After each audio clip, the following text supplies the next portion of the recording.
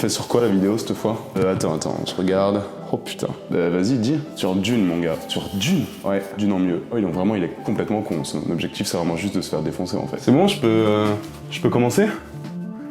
Merci. En 2008, la Paramount décide de se lancer un défi un peu fou et de se réattaquer à un monument de la science-fiction réputé inadaptable, Dune. Certains ont essayé, beaucoup s'y sont cassés les dents, et les livres de Frank Herbert sont peu à peu devenus le cauchemar de nombreux studios et réalisateurs à Hollywood. Cette fois, la Paramount développe l'idée avec Peter Berg. À Berg. C'est un réalisateur très bof, c'est le mec qui a réalisé Hancock. Bon bah du coup de base ça part mal, et un an plus tard, Peter va quitter le projet. Bon, allez c'est pas grave, on va appeler le bon Frenchie Pierre Morel, qui est le mec qui a réalisé Taken. Ça c'est juste pour vous dire la chance qu'on a eu d'avoir Denis Villeneuve finalement. Bon, en 2011, la Paramount se rend compte qu'elle va droit dans le mur et elle abandonne. David Lynch reste le seul cinéaste à avoir pu adapter Dune au cinéma.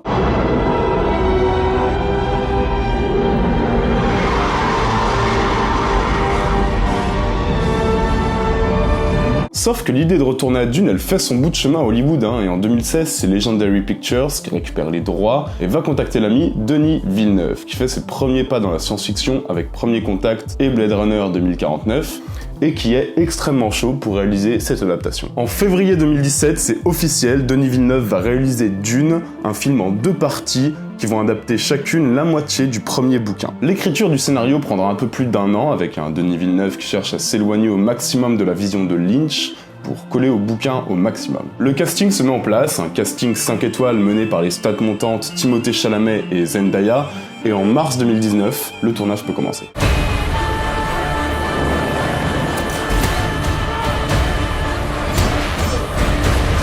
Un tournage qui se fera avec 165 millions en poche. Bon, ça c'est le prix d'un gros blockbuster classique, mais n'oublions pas que Dune n'adapte que la moitié du premier bouquin, donc on reste sur un budget qui reste assez confort de 300 millions pour le livre 1. Ce budget, il va permettre à Denis Villeneuve de prendre son temps, de raconter tout ce qu'il a envie de raconter. Dune se lance dans un tournage international en IMAX qui se passera sans problème notable. En même temps, Denis Villeneuve, il est assez réputé pour bien tenir ses plateaux.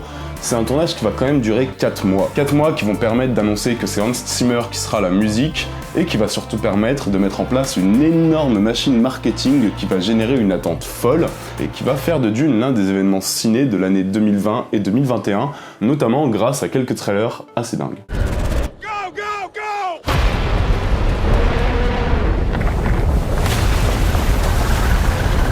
Après une avant-première mondiale à la Mostra de Venise le 3 septembre 2021, Dune va sortir en France et en Europe le 15 septembre. Et le film va déchaîner la critique, il va être hyper bien reçu, tout Twitter va le considérer comme un blockbuster d'auteur hyper ambitieux et hyper bien foutu, et bof quoi. Non, pas bof, allez, je me rattrape. Dune, c'est effectivement un film très ambitieux et bien mieux réalisé que 95% des blockbusters des dernières années.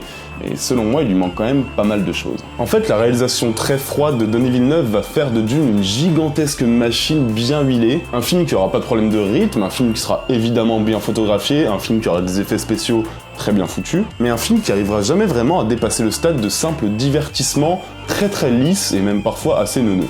Dreams make good stories, but everything important happens when we're awake. Hey, you want some muscle? I did? No. Que ce soit par ses flash-forward et par cette fin qui lui donne une forme de bande-annonce géante ou de pilote de série, que ce soit par le fait que le désert ne paraisse vraiment jamais dangereux, et que même si les personnages nous disent à tout bout de champ qu'il fait 90 degrés, tout le monde s'en est sorti d'un défilé Dior, tout le monde est hyper beau, tout le monde est hyper chill, y a personne qui transpire. Et tout ça, ça va faire de Dune un film qui sort pas du lot quoi en fait. C'est un film très lisse et absolument pas indépendant, vraiment s'il y a pas de partie 2, Dune partie 1 ne sert à rien. Denis Villeneuve va reprendre complètement l'esthétique hyper propre et hyper grise qui est à la mode à Hollywood en ce moment et depuis un certain Christopher Nolan, et nous livre un récit très manichéen avec un grand méchant très méchant et un Timothée Chalamet qui est invincible et du coup on n'a jamais peur pour lui. Dune reste donc une énorme machine avec un Denis Villeneuve qui est certes un très bon élève, mais en fait il rend une copie appliquée en fait. À aucun moment il arrive à effleurer le potentiel mystique et mythologique de l'œuvre, en fait il laisse juste place à un spectaculaire divertissement hollywoodien presque assourdissant. Bon après, Dune est complètement au-dessus de tout ce que Marvel ou Disney ont l'habitude de nous balancer ces dernières années, et vraiment, si tous les blockbusters américains avaient ce niveau d'exigence, il y aurait moins de problèmes. Mais on va aujourd'hui se pencher sur des films qui reprennent le ton ou le récit de Dune, et qui le font, selon moi, avec beaucoup d'atouts, peut-être plus que dans le film de Villeneuve, c'est les mêmes, en mieux.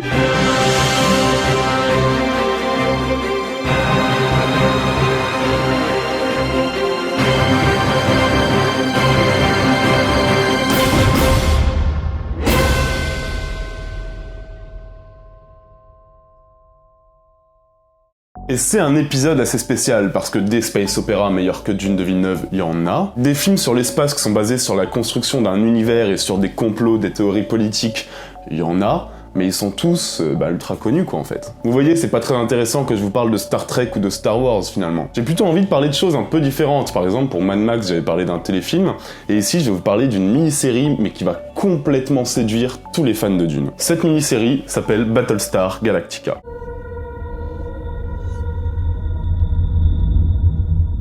Battlestar Galactica, c'est un space opéra gigantesque sous forme de série donc, et dont je vais pas parler. Je veux que vous parlez de films ou d'épisodes de séries qui sont autonomes et indépendants, que vous pouvez regarder très facilement. Je vais pas vous parler d'une série de 15 heures, ça n'a aucun sens. Je vais donc vous parler de la mini-série Battlestar Galactica sortie en 2003 et qui est constituée de deux épisodes d'1h30 environ, et vous allez voir, mais c'est vraiment génial. Cette mini-série, c'est une excellente porte d'entrée sur l'univers extrêmement complexe et extrêmement politique de Battlestar Galactica et de ses 12 colonies disséminées à travers la galaxie et qui vont devoir entrer en guerre.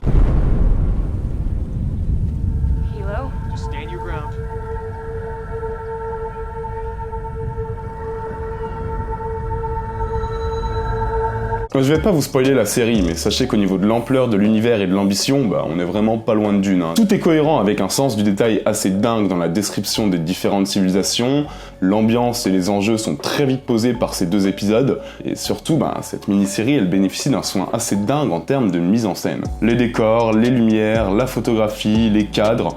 Tout est extrêmement soigné, que ce soit dans les séquences d'action et dans les séquences qui sont plus posées. Et ça, c'est vraiment génial, parce que du coup, ça nous aide vraiment à rentrer dans l'univers. Et ça, c'est dès le plan d'intro, qui est une forme de plan-séquence de 5 minutes assez chouette.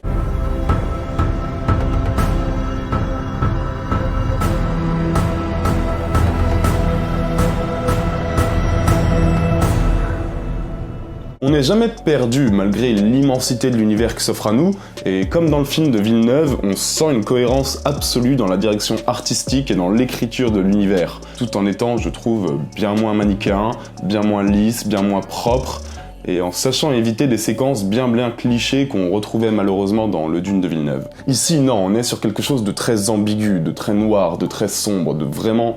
presque sous forme de thriller politique en fait. Il y a un sens du rythme assez dingue qui fait qu'on reste vraiment scotché durant toute la durée des deux épisodes, donc vraiment vous pouvez me croire, tout fan de space opéra va adorer Battlestar Galactica, et cette mini-série elle vous donnera complètement envie de vous plonger dans la série intégrale qui est, je trouve, tout aussi géniale.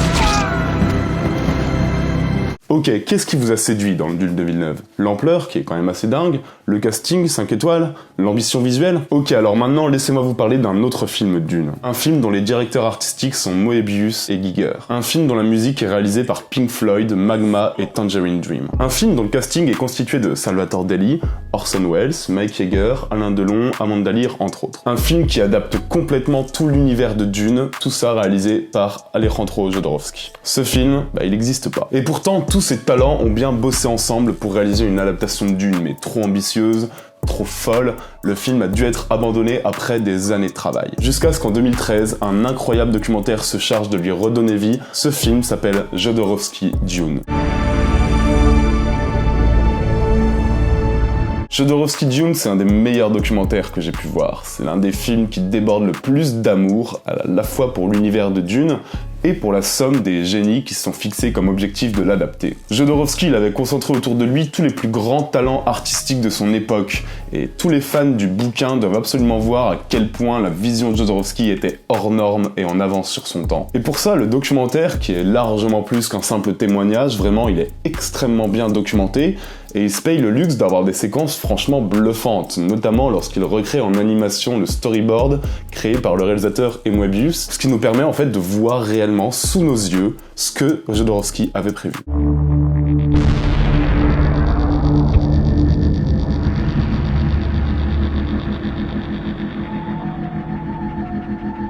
Et ça, c'est un fantasme de cinéphile, mais comme entendre Jodorowsky parler de Salvatore Dali, les voir parler du film qu'il crée avec des yeux d'enfant, voir comment Jodorowsky analyse la politique et l'univers de Dune, voir aussi le regard qu'il porte sur la version de David Lynch, Tout ça c'est passionnant et ça vous permettra de passer un super moment qui parle à la fois de la création, du cinéma, mais aussi vraiment de l'univers de Dune. Et franchement, si vous avez aimé le Dune de Villeneuve, mais il faut découvrir ce film parce que ça va vous montrer à quel point Dune a eu un impact mais gigantesque, et ça ce documentaire il l'a bien compris. Sans le projet gigantesque qu'il a été, le film de Villeneuve n'existerait probablement pas. Alien non plus, Star Wars non plus, Terminator non plus. En fait, toute la phase du cinéma américain a été bouleversée et a profondément été modifiée suite à l'annulation de ce projet. C'était vraiment l'un des plus grands projets de l'histoire du cinéma, et c'est vraiment génial de voir Dune adapté comme ça.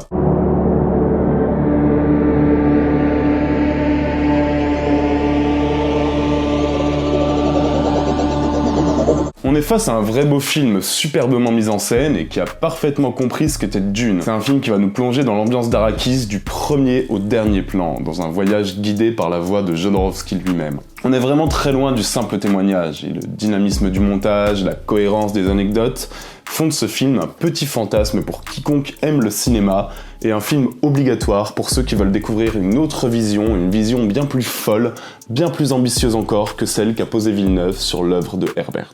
You want to be immortal? Fight to be immortal. Do it. You want to make the most fantastic art of movie? Try. If you fail, it's not important. No? We need to try. Bon les amis, si je vous parle d'adaptation de Dune, bon il y aura la moitié qui va me parler de David Lynch, l'autre moitié va me parler de Denis Villeneuve, mais il n'y en aura pas beaucoup qui vont se rappeler que Dune a été adapté en 2000 avec John Harrison. John Harrison qui, avec 4h30, 20 millions de dollars, va adapter entièrement le premier bouquin et une partie du deuxième. On l'a un peu oublié alors que c'est une adaptation qui est bourrée de qualité et qui est de loin la plus fidèle à l'œuvre originale. Cette adaptation de Dune, elle est donc à la fois bien plus fidèle que celle de Lynch, elle est moins cheap aussi, et elle est bien plus mystique et intrigante que la version blockbuster de Villeneuve. C'est simple, elle prend le temps de développer ses personnages, de rendre claires les relations entre les familles et l'inévitable complot qui en découle, de magnifier ses enjeux politiques, et en faisant ça, elle se pose comme une vision très intelligente et surtout très limpide de l'univers. On comprend tout, hein, tout est fluide, tout est clair, tout est hyper bien rythmé, on n'a pas cette espèce de grande phase explicative qu'on retrouvait chez Villeneuve. Et si on rajoute à ça une photographie assez géniale, même si bon, elle a un peu vieilli, on va y revenir, et surtout des couleurs mais tellement moins grises et tellement plus belles que celles de Villeneuve, bah on est face à une œuvre qui a une vraie identité narrative et visuelle. And he who controls it controls our destiny.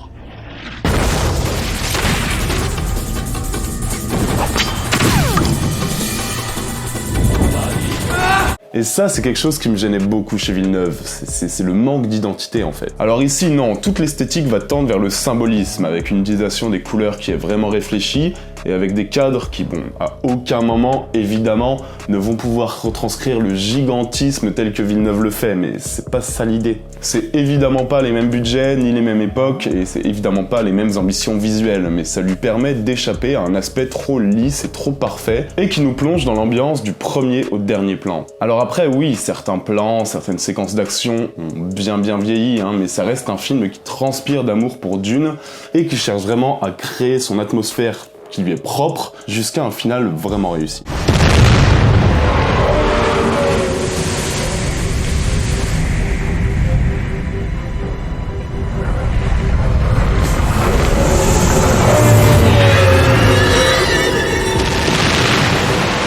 Mais ça lui permet d'échapper à cet aspect trop lisse et parfait pour nous diverger vraiment sur Arrakis. Pour être honnête, la force du film, ça reste l'écriture, les trahisons, les réflexions sur le fanatisme et la vengeance. Et là-dessus, tout est bien plus profond et bien plus fluide que chez Lynch ou chez Villeneuve. Vraiment, comme porte d'entrée, cette série, elle est super, et vraiment, on sent pour une fois tout le danger d'Arrakis. Alors faudra un peu de temps pour vous habituer au visuel qui est très particulier, mais qui je trouve un vrai cachet et un vrai charme qui colle assez au récit.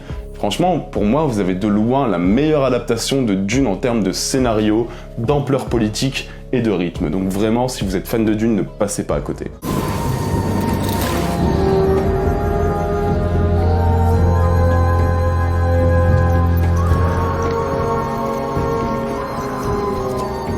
Je vais mentionner vite fait deux films que j'aime d'amour, même s'ils ont un peu moins à voir avec Dune que les trois cités précédemment. Mais si vous aimez les vers de terre géants qui se déplacent dans le sable et qui bouffent tout le monde, ben vous allez adorer Tremor.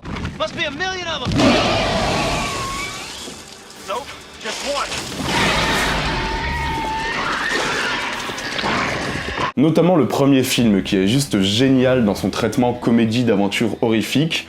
C'est un film vraiment ambitieux et qui a un charme fou, et c'est peut-être l'un des films de série B de monstres qui bouffent tout le monde que je préfère. Vraiment, c'est une petite pépite, c'est 1h30 génial. Et je pourrais aussi parler de Outland, un film de 1981 avec Sean Connery, dans lequel les hommes d'un futur éloigné colonisent les planètes lointaines, comme Jupiter, pour en extraire les ressources. Sauf que les gens de la station sont hyper agressifs puisque soumis à une drogue extrêmement dangereuse, et on a des complots, des trahisons, de la colonisation, du fanatisme dans l'espace. Certaines séquences font vraiment beaucoup penser à Dune, et c'est un film que je trouve vraiment sympathique, donc vous pouvez y aller aussi.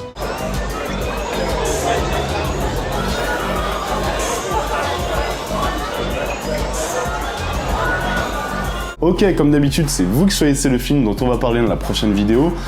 Black Swan en mieux, vraiment. Vous me le demandez dans tous les commentaires de chaque vidéo, donc à un moment je vais forcément le faire. Donc allons-y, Black Swan en mieux, ou alors Gremlins en moins bien.